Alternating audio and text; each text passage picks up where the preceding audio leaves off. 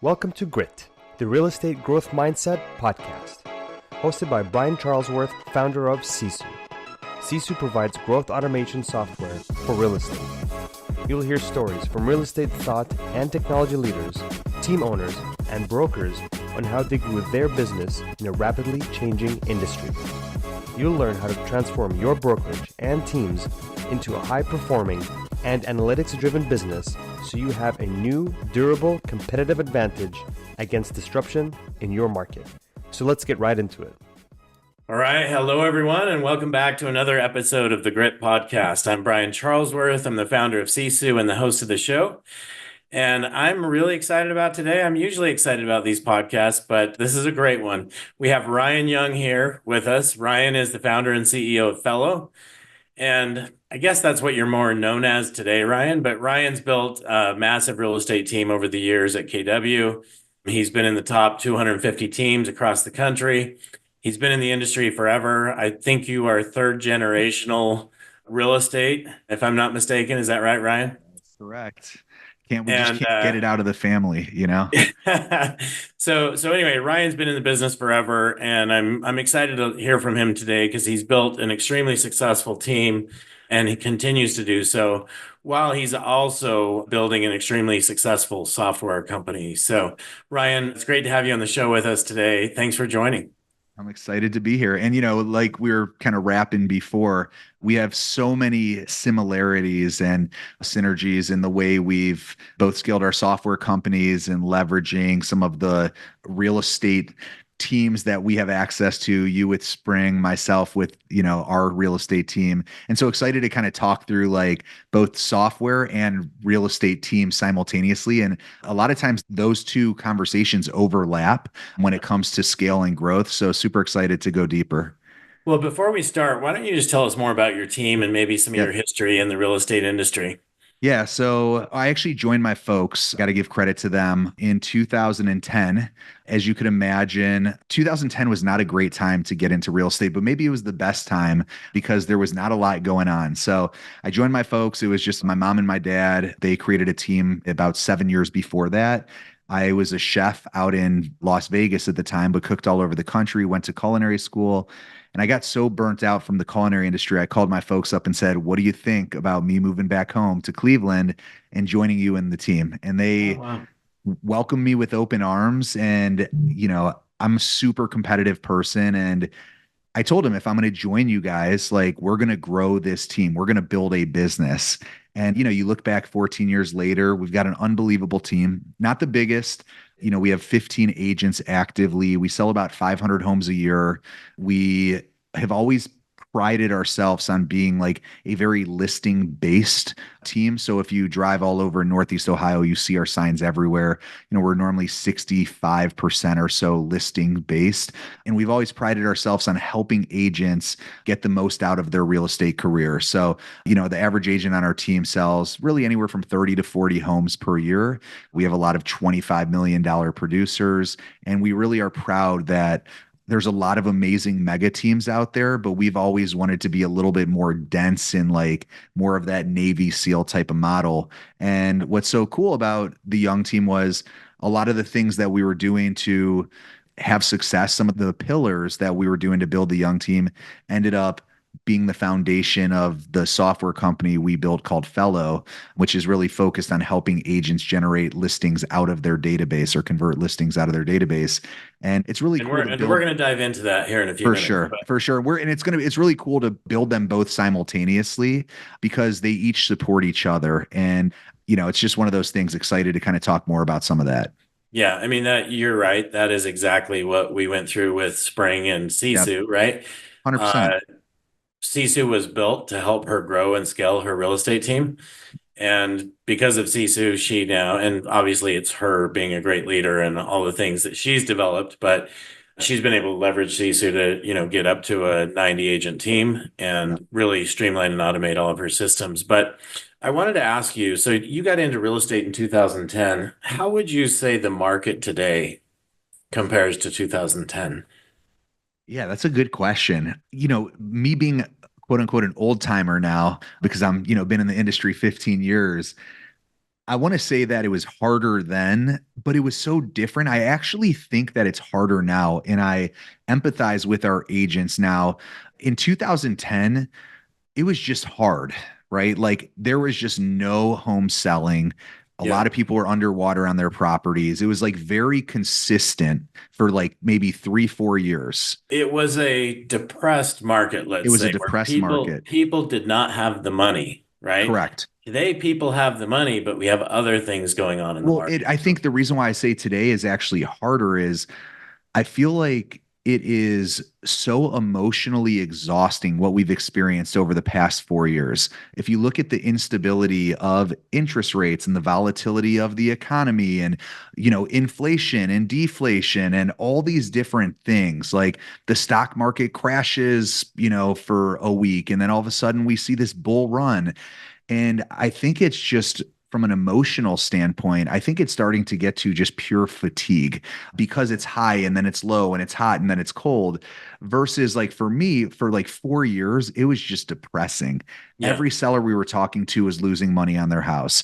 We had to find creative ways to help them sell their homes. Average time on market was 3 times longer than what it is today, but it was consistent. Every seller that you were talking to was down Yeah.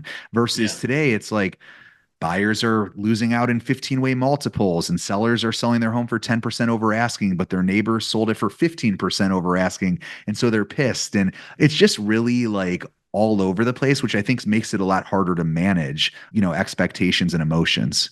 You called yourself one of the old timers. I would agree with that. Yeah, I'm there. I would say anybody that was in this business before 2020 is Yeah. probably considered an old timer Yeah. right now because the people that came in after 2020, I think my opinion is they don't yet have the grit. Yep. They don't know what it takes to have to actually go work for their Yep. business. Do you agree with 100%. that?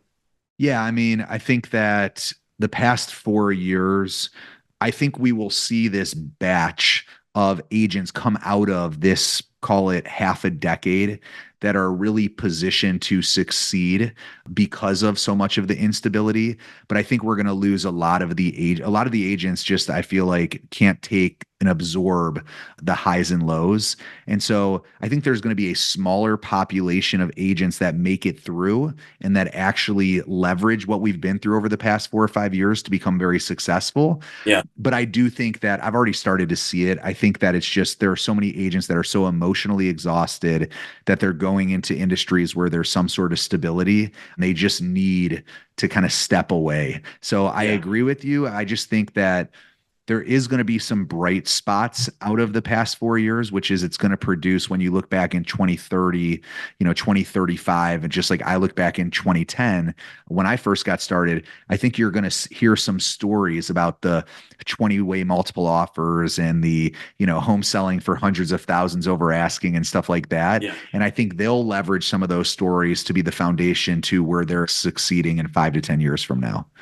So you've talked about agents leaving. I'm seeing a lot of, call it, older timer agents than you that are like, they're looking at this lawsuit going, hey, like, What's the I point? don't want to have to deal with this. I'm out, Yeah. So I'm interested in your opinion of two things. First, how have interest rates really affected the business today?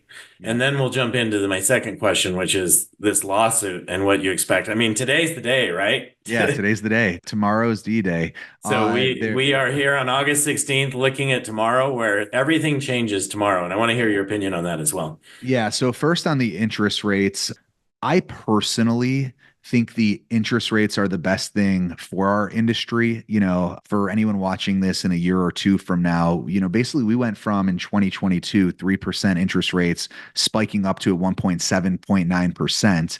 Now they're coming down, in the sixes, and hopefully they'll drop into the fives just to kind of keep things moving and keep people guessing. What I really appreciate about the volatility of the interest rates is I think what you're starting to see is it's really actually showing who has skill set in our industry and who doesn't. I think you're starting to see the agents that were riding the 3%, 4% interest wave are really struggling, and there were so many people buying and selling homes that it just became easy. But I still see so many people's businesses growing right now. And despite some of the headwinds of the increased interest rates. And I think those are the agents that are really setting themselves up foundationally for the next decade or two to build really incredible businesses. So Yeah. I think it's good. It kind of thin things out and it shows you who really has the skill sets that aren't using an interest rate as an excuse of why their business is winning or losing. And I think we're going to be a better off industry because of it. Well, I know that NAR at one point, and I think so too. I think the agents are going to be stronger and better, and the ones who stick around and make it through this are going to have, in my opinion, the same kind of ride that you had from 2010 to now. And that when I say these industries are comparable, that's what I think of. But I was talking to Jeff Glover. He was on the show a while ago, and he shared with me that he said NAR numbers, which I believe at one point were up close to 2 million, but he said a year ago they were 1.65 million agents. And at the time he was on my show a few months ago, he said 1.15 million agents now in NAR. And he thinks, and I agree with him, that by the end of this year, we may be under a million agents. So, what's your take on this? It's fun. I didn't know that data. So I'm shocked. I didn't realize that many agents dropped out of NAR. What I'd be interested to see is how many licensed agents are there compared to, obviously with the settlement, I think there's been a lot of friction within the NAR community.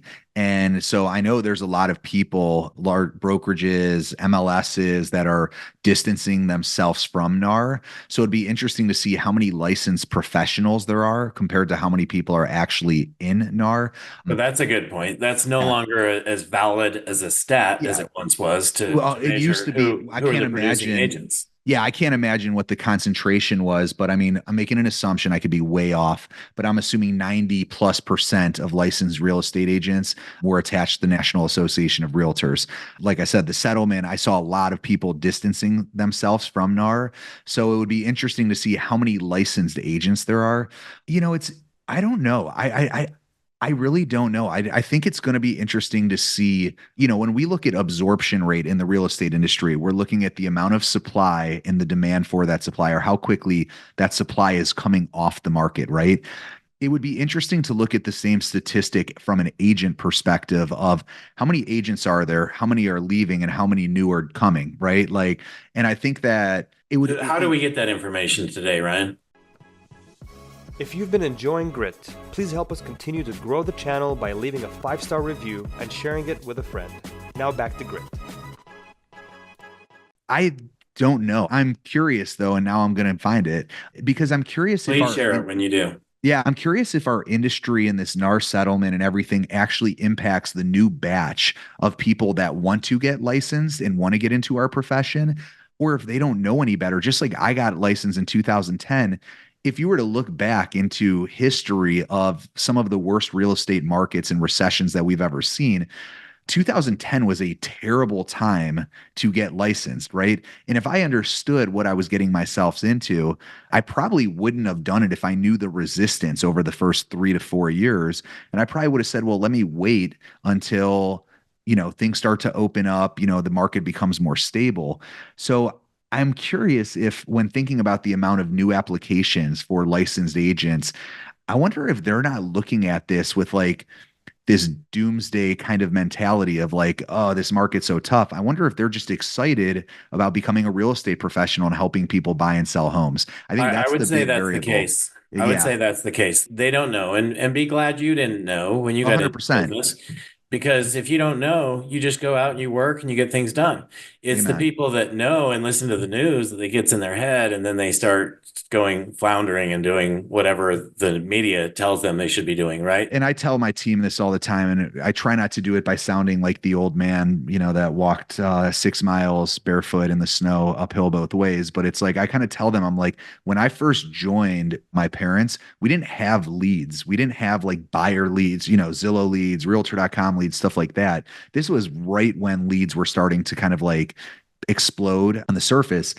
So I networked, I went to BNI groups, I joined all these different organizations, Yeah. and I put in all this work, old school work of how you grow your real estate business and database, joined so many organizations, participated in all these charities and boards of commerce and networking groups and stuff like that. And I tell the agents on my team now, I'm like, you guys, you join a team and you get fed all these leads every month. You have all these opportunities, and yet you complain about the type of opportunities we get. They're not good enough. They're not motivated enough. And I'm like, we didn't even have leads when I first started. It was we created our own leads by actually going out and meeting people.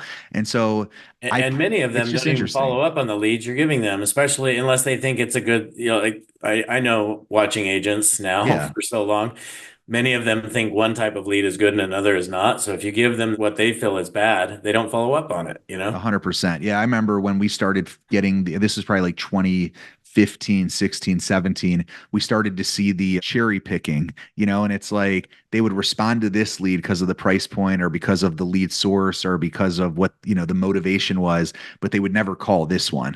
Yep. And, I think it's Still interesting to look, happening, still still happening. happening. And I think it's interesting, we've started to expose some of that. And you just look at as a business owner, all the revenue left on the table when you look at customer acquisition costs and you look at the potential lifetime value of what that one opportunity turned into a closed deal, which turned into more referrals, which turned into repeat customers and stuff like that. And all of a sudden it makes you really want to focus on your process and making sure that like every lead is looked at with the same accountability. Yeah. I mean, and that's that as you know, we're going deeper into that at Sisu, but that's the whole point of the ROI report at Sisu. Yeah. So you know what your return is on your investment, but you also know which agents you should give which type of leads to. Yeah. And that's in just into the team philosophy. One of the reasons why we've struggled to scale our team from an agent count standpoint is we've struggled to hold certain agents accountable to expectations versus we have an applied expectation within our organization that like you have to sell 24 homes, otherwise don't play on our team. And we've really created this just natural accountability within our organization of like everyone does what they're supposed to do, and that's why we have such a high concentration of high performers. The wider we go, we found like without having the processes in place from an accountability standpoint, it's really hard to scale if you are not holding agents accountable to conversion versus just bringing on the right agents that will convert. Yeah, well said. I know we're short on time because I've got a couple of things I want to dive into Fellow Let's with do it. you. But Yeah, before we dive into Fellow, tell me about your take on this whole, we'll just call it the lawsuit of 2024. sure. And it starts tomorrow. What kind of impact is this going to have on the industry? Like, what changes do you see happening? I mean, I've heard everything from people are going to get out to people are going to make more money than Yeah. they used to, it's all over the board, right? So I want to get your take on it. I want to talk first about how it impacts the young team and why I'm excited about it. The young team historically has been north of 60% of our business has been listing based. Yep. The reason being is because when you look at the unit economics of the young team, our average commission on the list side is 3.35%, and the average commission on the buy side is 2.35%. My listing partners on our team take a 30% split, and my buyers partners or agents are anywhere from a 40 to 50% split. So I'm making significantly less money on the young team on the buy side because our average commission is significantly less and I'm paying a bigger split to the agent. It's really hard for me to scale financially with buyer opportunities on the young team. That's why we've always leaned heavily into the seller side. So what I'm most excited for is this concept of we are going to establish compensation before expectations before we actually get into a relationship with someone. We've done it on the listing side for a long Yep. time, You and know our how to do team it. and we know how to do it. Our team works by buyer representation. We always have. We just never have had the conversation first. And something I've been telling my agents is the agents who are going to struggle to have this conversation about financial expectations are the ones that struggle to articulate their value proposition, right? So if you fear talking about what our compensation should be, it's probably because you're insecure about the value you bring to the table. And what I'm excited for with the young team is we bring an immense amount of value. And I'm excited for us to articulate that to the buyer and this to force us to have a compensation conversation or a financial conversation before we actually start working with them. So I am personally, for my own team, excited about it. For the Hey, can industry, I add something to that? So yeah, I've been working with a lot of teams, not yours yet, but we should probably start that. From my experience in real estate, I sold real estate for a year and a half. My first year sold 48 listings, yep, basically. love it. And what changed things for me when listings is when I started doing pre-listing packets.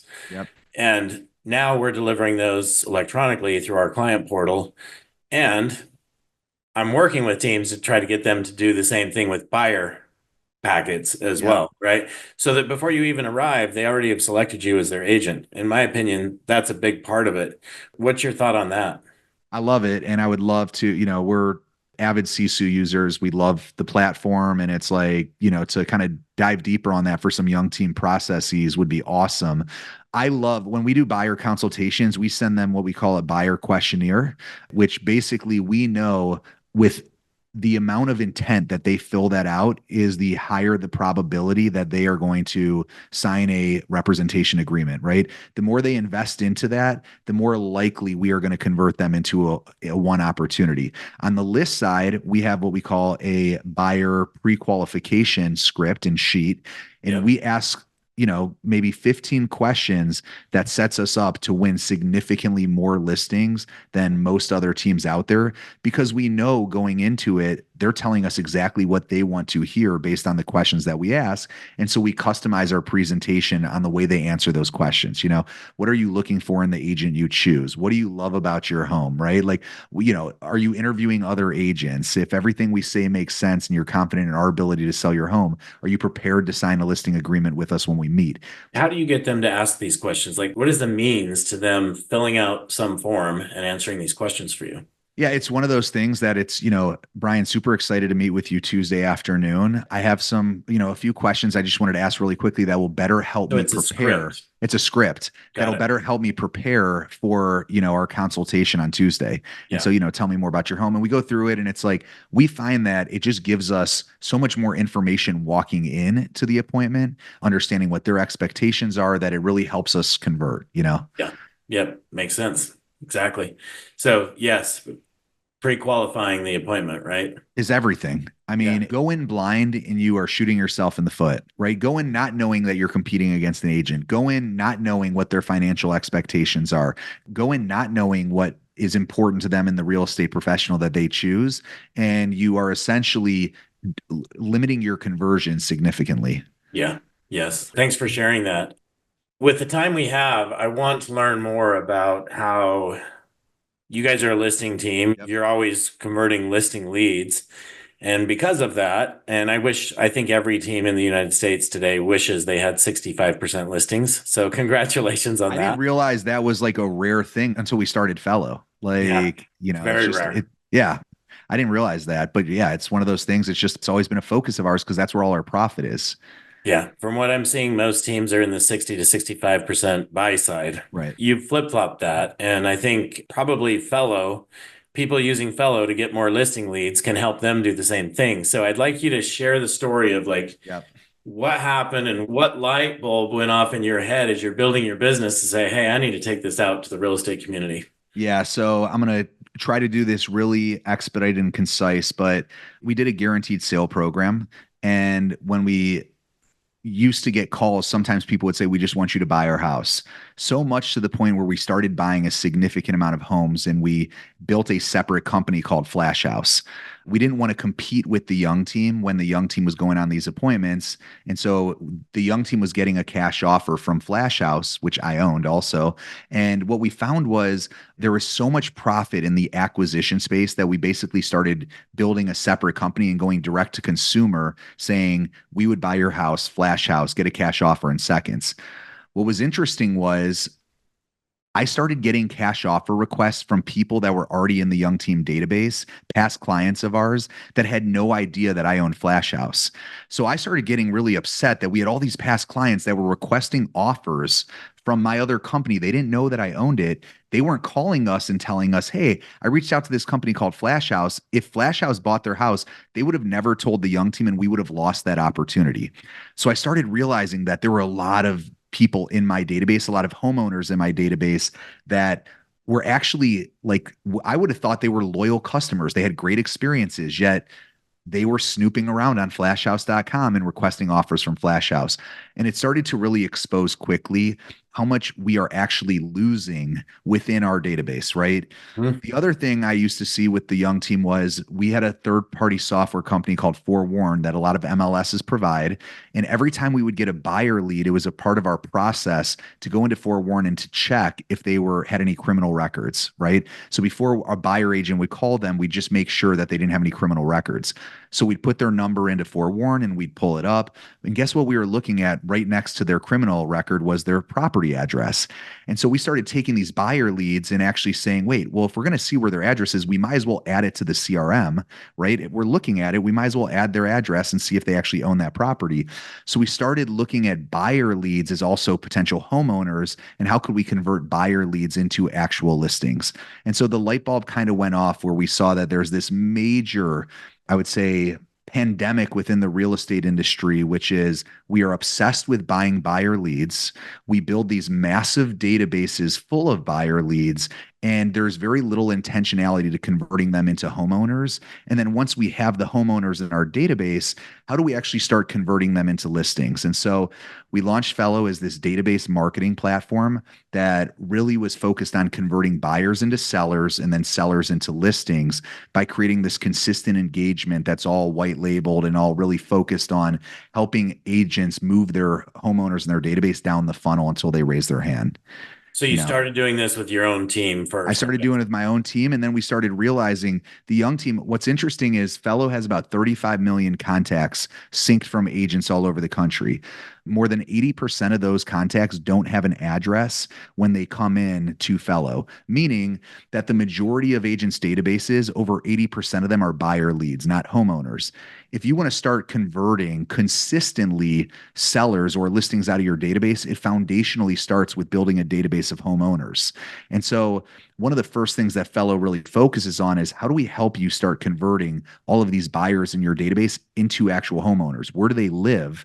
And then how do we start marketing to them? And that's been one of the biggest eye-openers within the industry, is realizing that some of our clients, 100, 200,000 contacts in their database, and 80+% of them, they have no idea where they live. And if we don't know where they live, how do we know if they've ever listed their home? How do we know if that's a potential opportunity for us? And so starting to really create a lot of visibility and awareness around that has been really big for the real estate community. Cool. Well, congratulations on your success. I know we're out of time, but guys, if you haven't looked at Fello and you're in real estate, you should check it out, especially if you want more listings, right, Ryan? Do you want 65% listings or 40? I want 75%. So I'm pushing, I'm still pushing on the team on how can we get that number higher and higher. And my guess is with what's happening tomorrow, everybody in this business, everyone's always said listings are control, listings are power. You want listings. That's even more so the case today than it ever has been. So anyway, guys, check out Fello, check out Ryan. Ryan, what's the best way for people to get a hold of you? I'd say either on social through Instagram, Ryan Young Fello, or just send me an email, ryan@highfellow.com. It's one of those things. We're here to help you guys however we can. Our number one priority is helping agents convert more listings. Like, that's what we are obsessed with. That's all we do.